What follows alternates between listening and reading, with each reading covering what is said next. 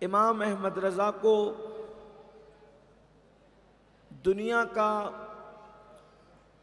ہر انسان جانتا ہے.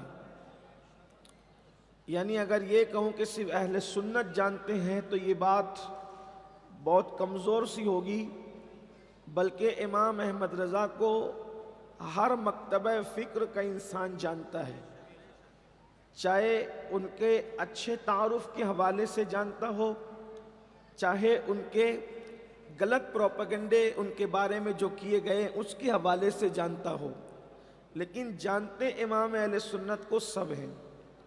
امام احمد رضا کے بارے میں ہمارے ماہرہ مطہرہ کے مشائخ فرماتے ہیں کہ وہ ہماری محفلوں کا نمک ہے، اور بالخصوص موجودہ شیوخ کے اندر حضور رفیق ملت سیدی نجیب حیدر میاں صاحب قبلہ سے میں نے سنا کئی مرتبہ انہوں نے فرمایا کہ اعلیٰ حضرت ہماری محفلوں کا نمک ہے. یعنی جس طریقے سے کھانے میں اگر نمک نہ ملایا جائے تو کھانا مزیدار معلوم نہیں ہوتا، یعنی ساری ڈشیں اس میں ڈال دی جائیں، سارے مسالے ڈال دیے جائیں تو کھانے میں لذت نہیں آتی. تو وہ لوگ کہتے ہیں مشائخ ماہرہ اپنے مخصوص لب و لہجے میں کہ جب تک ہم اپنی محفلوں میں ذکر امام احمد رضا نہیں کر لیتے اس وقت تک ہمیں مزہ نہیں آتا. آخر یہ مقبولیت کیوں ہے؟ امام اہل سنت امام احمد رضا محدث بریلی کی مقبولیت کیوں ہے؟ کیوں آپ کو اللہ نے اتنی مقبولیت عطا فرمائی ہے؟ اس کی سب سے بڑی وجہ میں جو سمجھ سکا ہوں وہ یہ ہے کہ امام اہل سنت اس صدی کے اندر اور اس دور کے اندر پیدا ہوئے جبکہ ایک تبدیلی کا دور تھا، ایک انقلاب کا دور تھا. عالمی سطح پر دنیا تبدیل ہونے والی تھی، عالمی سطح پر دنیا کے اندر ایک بدلاؤ آنے والا تھا. مثال کے طور پر خلافت عثمانیہ کے خاتمے کے تانے بانے بنے جا چکے تھے، ہندوستان پر قبضہ کرنے کے منصوبے بن چکے تھے. اسی طریقے سے حجاز مقدس سے فکر عرب کا خاتمہ کر کے فرنگی تخیلات دینے کے مکمل پلان بن چکے تھے. اس وقت اس دور میں 1856 کے اندر سیدی اعلیٰ حضرت امام احمد رضا خان محدث بریلی 1272 میں جو ہے وہ دنیا میں تشریف لاتے ہیں. امام اہل سنت کی آمد جو ہے ایسے وقت میں ہوتی ہے کہ جب ہندوستان میں بلکہ ہندوستان ہی نہیں دنیا کے بیشتر ممالک کے اندر فرنگیوں کا قبضہ ہو چکا تھا، ہو رہا تھا، اور ایک عجیب ہمہ ہمی کا ماحول تھا.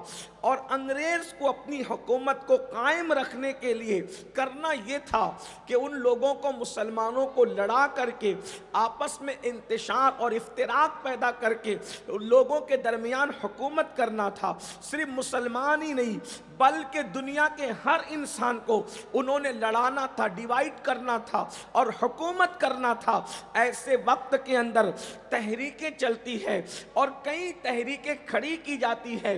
اس میں سب سے بدترین تحریک جو کھڑی کی گئی ہے وہ یہ تھی، اگر سارے فتنوں کی ایک جملے کے اندر جو ہے وہ اس کا خلاصہ بیان کیا جائے تو وہ یہ کہ امام اہل سنت کے دور میں شک کی تحریک چلائی گئی. یعنی کہ اللہ کے بارے میں شک پیدا کر دو، رسول اللہ کے بارے میں شک پیدا کر دو، بزرگان دین کے بارے میں شک پیدا کر دو، اصحاب رسول کے بارے میں شک پیدا کر دو، انبیاء کے بارے میں شک پیدا کر دو. یاد رکھنا شک کا دوسرا نام منافقت ہے اور یقین کا دوسرا نام ایمان ہے. تو لوگ جو ہے وہ شک پیدا کرنا چاہتے تھے. اللہ اکبر، شک اتنی بدترین چیز ہے. اگر دوست اور دوست میں شک پیدا ہو جائے تو دوستی خطرے میں پڑ جاتی ہے. میاں بیوی میں شک پیدا ہو جائے تو ازدواجی زندگی جو ہے بالکل اجاڑ ہو جاتی ہے. باپ بیٹے میں شک پیدا ہو جائے تو محبتیں روٹ جاتی ہے، گھر کی بہاریں ختم ہو جاتی ہے. اللہ اکبر، جب دوست اور دوست میں شک پیدا ہو جائے تو دوستی قائم نہیں رہ سکتی. میاں بیوی میں شک پیدا ہو جائے ازدواجی زندگی اجیرن بن جاتی ہے. اسی طریقے سے باپ بیٹے میں شک پیدا پیدا ہو جائے، گھر کی بہاریں اجڑ جاتی ہے۔ لوگ شک پیدا کر رہے تھے اللہ اور بندے کے درمیان، لوگ شک پیدا کر رہے تھے رسول اور امتی کے درمیان، لوگ شک پیدا کر رہے تھے اولیاء اور ان کے ماننے والوں کے درمیان۔ اللہ اکبر۔ آپ کہیں گے اللہ کے بارے میں کیا شک ہو رہا تھا؟ یاد رکھنا، اللہ اکبر، 14 صدیوں کے اندر اتنی گندی گالی اللہ کو کسی کلمہ پڑھنے والے نے نہیں دی جو 14ویں صدی کے اندر دی گئی، یہ کہہ کے کہ اللہ جھوٹ بول سکتا ہے، بلکہ وہ جھوٹ بول چکا ہے۔ یہ بات کہی گئی ہندوستان کی سرزمین پر اگر ہم نہ رہتے اور پاس پڑوس کے لوگوں کے سننے کا خوف نہ ہوتا تو ہم بتاتے کہ کس قدر یہ گندی گالی ہے۔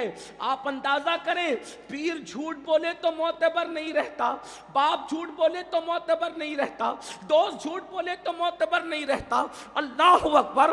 عقل کے غلاموں نے اللہ تک کو جھوٹا قرار دیا، اور یہ بات چھپی ہوئی نہیں ہے، براہین قاطعہ اس پر جو ہے وہ شاہد ہے، اس میں لکھا ہوا ہے۔ اسی طریقے سے فتاوی رشیدیہ میں بھی لکھا ہوا ہے۔ اللہ اکبر۔ میں یہ بات آپ کے سامنے، میرا عنوان یہ نہیں ہے کہ کس نے کیا لکھا، لیکن آپ کو بالخصوص جوانوں کو پتہ ہونا چاہیے، یہ جو میں کتابوں کے نام لے کر کے جا رہا ہوں، اللہ اکبر، اگر میں یہاں موجود نہ رہا تو یہاں ہمارے علماء موجود ہیں، اور یہ ذمہ داری لیں گے کہ جو عبارتوں کی طرف میں اشارہ کر رہا ہوں یہ وہ عبارتیں ان کتابوں کے اندر بتائیں گے۔ اور اگر کوئی ذمہ داری نہیں لے سکتا تو میں خود اپنی گفتگو کا ذمہ دار ہوں۔ جودھ پور والوں، اگر میں نے نہ بتائی یہ بات، اللہ اکبر، کہ اللہ رب العزت کو یہ گالی کس نے دی؟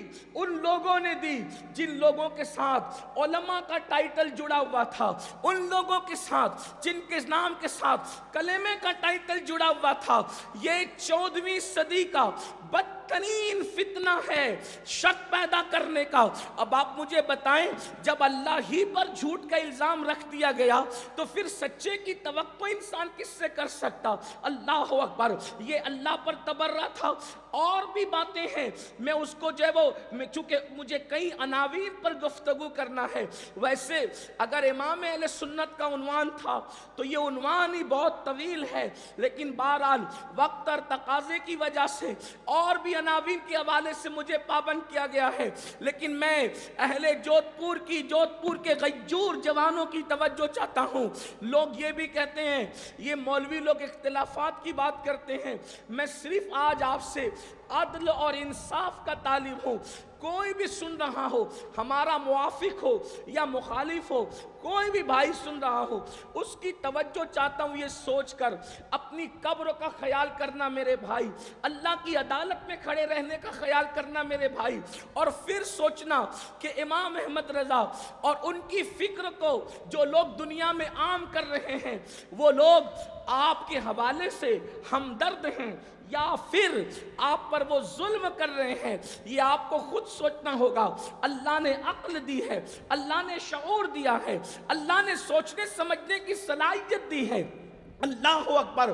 اللہ کو ایسی گالی دی گئی، اگر دوسرے مذاہب والوں کے سننے کا خوف نہ ہوتا تو میں اس پر مزید اللہ کو جو گالیاں کلمہ پڑھنے والوں کی طرف سے دی گئی ہے نام نہاد، ان کا ذکر بھی کرتا، اس کی تفصیل بھی بیان کرتا، لیکن مجھے اس کا احساس بھی ہے کہ کہیں پڑوسی سن کر کے اس کا مس یوز نہ کر لیں، کیونکہ ہمیں اوروں کا بھی خیال ہوتا ہے۔ میرے آقا علیہ الصلوۃ والتسلیم کے پیارے دیوانوں، جب تک کہ کیمرے نہیں تھے لوگ کہتے تھے دیواروں کے کان ہوتے ہیں، جب سے کیمروں کا سسٹم آیا ہے ہم یہ کہتے ہیں دیواروں کو اب کان بھی ہوتے ہیں، دیواروں کی آنکھیں بھی ہوتی ہے۔ اس لیے ہمیں بہت سوچ سمجھ کر گفتگو کرنا ہے، کہیں ایسا نہ ہو کہ ایک دیوار محفوظ کرنے جائے دوسری ہی ٹوٹ جائے، اس کا بھی خیال کرنا ہے۔ تو اللہ پاک کو گالی دی گئی، رسول اللہ کو گالی دی گئی، حضور علیہ السلام کو کیا گالی دی گئی؟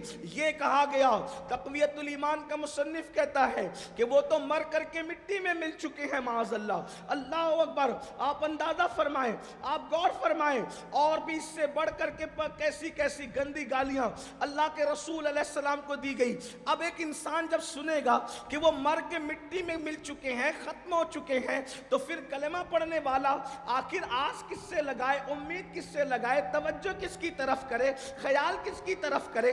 حضور علیہ السلام کو موت آئی، ہمارا یہ عقیدہ اہل سنت کا ضرور ہے، لیکن کسی بھی نبی کی موت کو ہم عام انسان کی موت کی طرح نہیں سمجھتے، بلکہ ہم یہ کہتے ہیں انبیاء کو موت آئی ہے مگر ایک آن کے لیے آئی ہے، اس کے بعد اللہ نے ہمیشہ کے لیے انہیں حیات ابدی اور سرمدی عطا فرما دیا ہے۔ لیکن بہرحال انبیاء کے بارے میں اور خاص طور پر سید الانبیاء جان مسیح کے بارے میں یہ بات کہی گئی، مر کر مٹی میں مل گئے، وہ تو کچھ بھی نہیں کر سکتے، اتنے مجبور ہیں کہ وہ اپنی بیٹی کی تک شفاعت نہیں کر سکتے، یہ باتیں لکھی گئی ہے، اتنے مجبور ہیں، اتنے لا علم ہیں کہ ان کو خود خبر نہیں ہے کہ قیامت کے دن ان کے ساتھ کیا کیا جائے گا۔ یہ تمہیدی گفتگو آپ توجہ سے سنیں، اور پھر آپ کو پتا ہونا چاہیے کہ جس بند قلندر کو احمد رضا کہتے ہیں اس کے احسانات ہم پر کتنے ہیں۔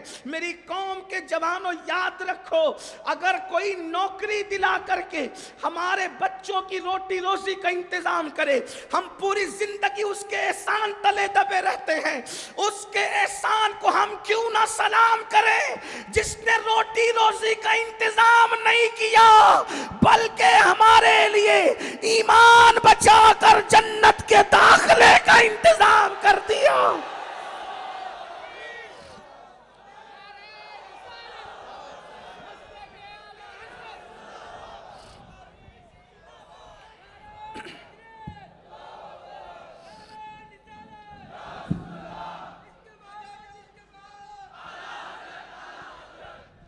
تعصب کی بنیاد پر یا بے علمی یا کم علمی کی بنیاد پر کوئی مانے یا نہ مانے، اگر انصاف زندہ ہے اور عقل اور شعور سلامت ہے تو میں آپ سے گفتگو کرنا چاہتا ہوں۔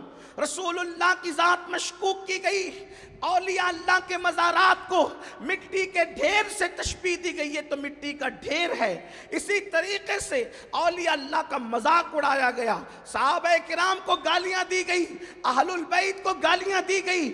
ایسے ماحول میں ایک جملے میں وہ فتنے کا بالکل اجمالی جائزہ یہ کہ شک پیدا کیا گیا، جس دور میں شک پیدا کر کے لوگوں کو اللہ اور اس کے رسول سے دور کیا جا رہا تھا، اس وقت اللہ رب العزت نے 1856 میں امام احمد رضا کو اپنے نبی کا معجزہ بنا کر، غوث اعظم کی کرامت بنا کر اور اپنی نشانیوں میں سے ایک نشانی بنا کر دنیا کے اندر بحیثیت مجدد جلوگر فرمایا۔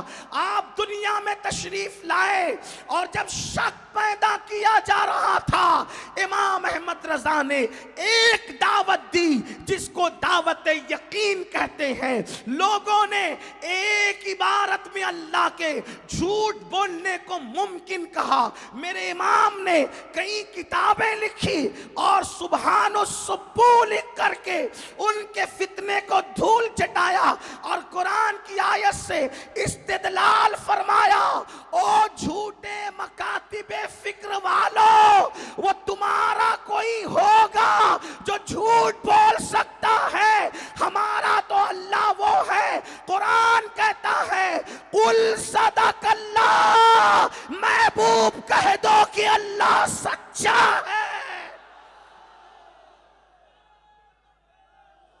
نعرہ تکبیر، نعرہ رسالت، عظمت الوہیت، مسلک اعلی حضرت، نعرہ تکبیر، سبحان اللہ۔ اللہ سچائے قرآن کہہ رہا ہے، اور جب قرآن کہہ چکا کہ اللہ سچا ہے، اللہ نے کہا اللہ سچا ہے، تو ملا کچھ بھی کہتا رہے، ملا کی نہیں مانی جائے گی، اللہ کی مانی جائے گی۔ سبحان اللہ، واہ واہ، ماشاءاللہ، بہت خوب، بہت خوب۔